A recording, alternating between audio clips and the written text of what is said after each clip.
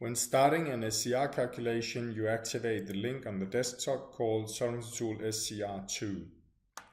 By doing so, you open an Excel add-in that will look like this, and you simply start out by creating a new calculation by use of the new button up here.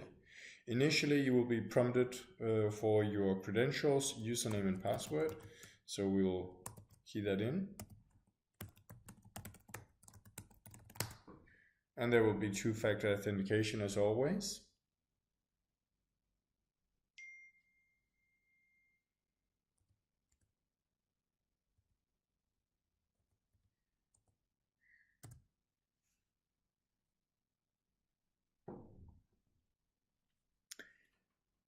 To start the calculation, you will have to give the calculation a name.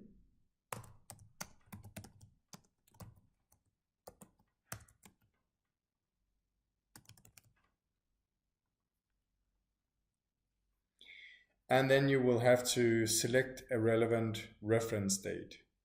Initially, as a proposal, we will select the last day of the last quarter, which in this case is the end of March 2019. And you can potentially also add a small description telling something about the calculation you're about to make. Click the next button and you will get a suggestion on the reporting currency, on the financial statement currency, on the type of undertaking and the use of undertaking specific parameters, and various other bits and pieces. On this property window, you will basically just see suggestions based on the legal entity you have selected here in the beginning. So this is actually pre-configured, but you can change the details if you want to do so. You click the next button and basically here you will have to indicate what kind of risks are relevant for the company. So if there would be potential risks that you could skip, you can select them, or you could deselect them according to your preferences. Click the finish button afterwards, and then you're basically done with the setup. Automatically, the system will load the basic information about the company, so that will be the setup you've made initially. There will also be the risk-free rates as at the relevant date, and you can go back to the basic information, if you will, just to see what it looks like. The overall SCR is basically found as one of the first tabs here. And of course, there would be nothing in the calculation to begin with. So initially, what you can do is then to import the market risk and various other bits and pieces from the reporting package that you potentially have made. So I will select the demo here for quarterly submission and click next, and basically just import everything that is possible.